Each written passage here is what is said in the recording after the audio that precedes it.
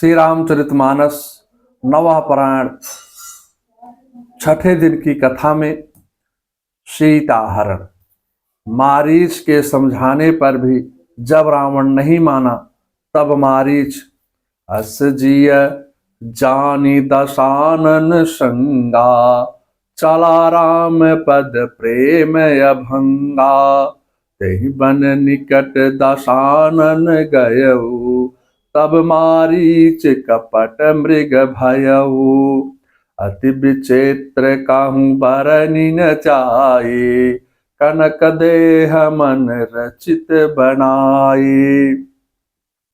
श्री राम के चरणों में प्रीति रख करके रावण के साथ उसी वन में जाकर के अति सुंदर कपट मृग बनकर विचरने लगा। अति सुंदर मृग को देख करके सीता जी कहने लगी, सत्य संध प्रभु बधि करे, अनहु चार्म कहति वैदेही। हे स्वामी, सीता जी कहती हैं, हे स्वामी, आप इस सुंदर मृग को मार करके इसका चर्म ले आइए।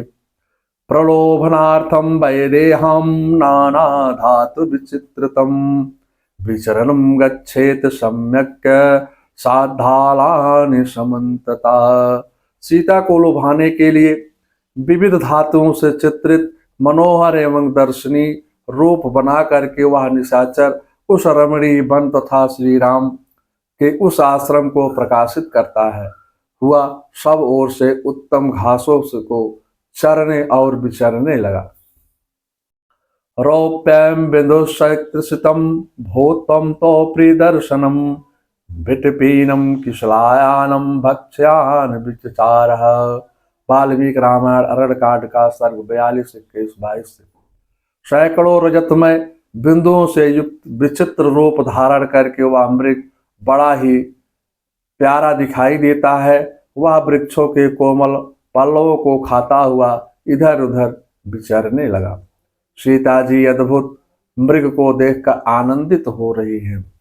पश्य रामं मृगं चित्रं कानकं रत्नभूषितं, विचित्र बिंदुं भायुक्तं चरन्तं कुतो भयं, बधत्वं देहि मम क्रीड़ा मृगो भवत सुंदरम। हे राम, यह रत्न विभूषित विचित्र सुवर्ण मृग देखिए। अहो, इसके शरीर में कैसे अद्भुत बिंदु है और यह कैसी निर्दयता से विचरण कर रहा है, निर्भयता से विचरण कर रहा है। हे प्रभु, आप इसे बांध कर मुझे ला कर दे दीजिए। यह सुंदर हरिण मेरा मृग क्रीड़ा मृग है होगा। तथेयुत धनुरादयम गच्छन् लक्ष्मणं ब्रवीत, रक्षम तुम इतनेन सीता मत्स्य प्राण वल्लभाम, माहिन संतिम विपिने रक्षसाम घोर दर्शना, अतो अत्रावहितम साध्वीम रक्षम सीतम मनान्विताम। अध्यात्म रामायण अरण्यकांड का सर्ग 7 6 से 8 तक।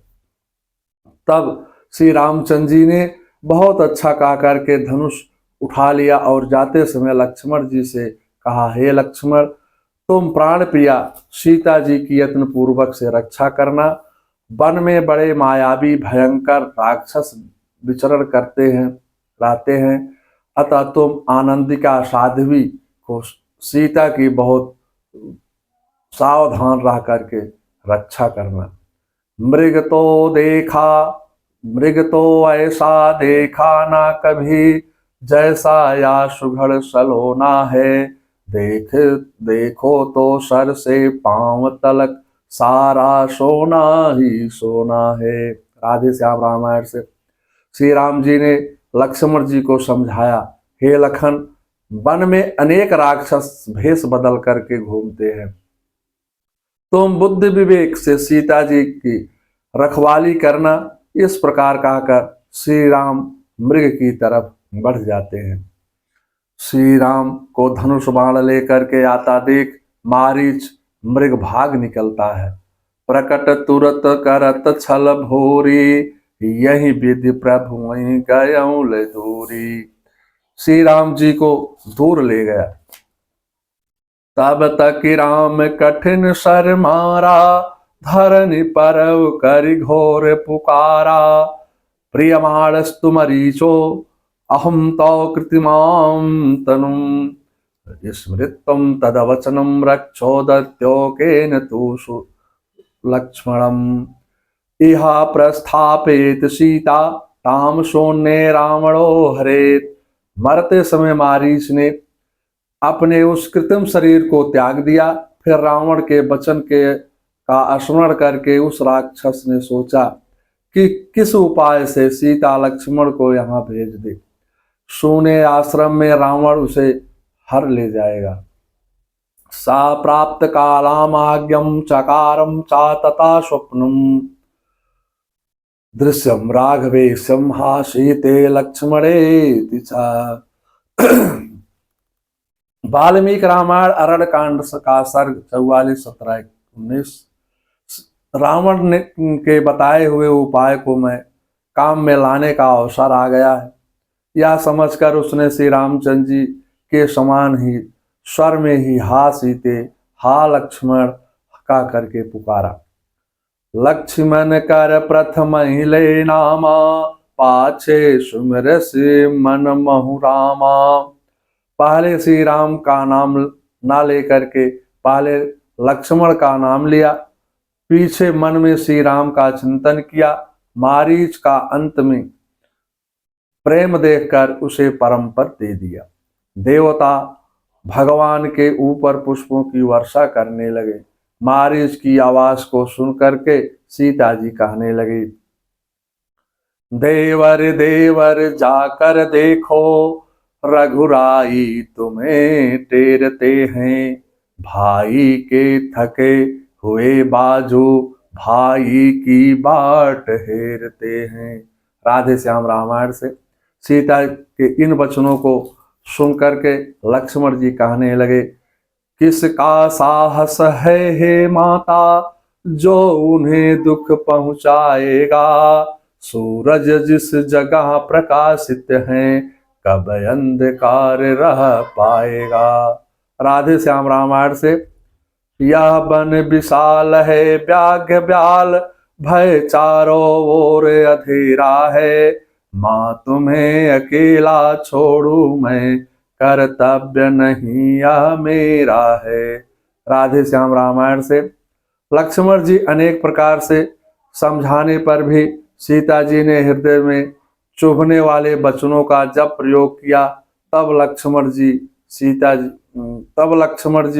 जी बन दिस देव सौंप सब काहूं, चले जहां रावण ससुराऊ। वन को और दिशाओं को देवताओं को सौंप कर जिधर से आवाज आई थी उसी दिशा में चले गए। ततो अनंतरम समालोकम रावणो भिक्षुभेदिकम, सीता समीपमाभग्नम स्फुरन्त दंडम कमंडलो। सीता तमवलोक्यासो नत्यं संपूज्य भक्ति ते, कंदमूलम फलादीनम दत्तं स्वागतं ब्रवीत। मुने भुजंगच्छं फलादीनं विश्रमस्य यथा सुखम्, इदानीमे भरतामेह हस्यागमिष्यति ते प्रियम्। करिष्यति विशेषेण तिष्ठत्वं यदि रोचते। यदि इसी समय मौका समझकर रावण भिक्षु का वेश बना करके दंड कमंडल के सहित सीता माता के पास आया। सीता ने उसे देख करके तुरंत ही प्रणाम किया और भक्त पूर्वक उसका पूजन कर कंदमूल फल आदि लेकर स्वागत करते हुए कहा, हे मुने, ये फल आदि खाकर सुख पूर्वक विश्राम कीजिए। अभी थोड़ी देर में मेरे पति देव आते ही होंगे। यदि आपकी इच्छा हो तो कुछ देर यहाँ पर ठहरिए, वह आपका कुछ विशेष सत्कार कर सकेंगे। अध्यात्म रामायण का सर्ग 7:37-40 से। वार्तालाप करते करते रावण अपने वास्तविक रूप में आकर के राजनीति भय प्रीति दिखाई सीता को भयभीत करने लगा।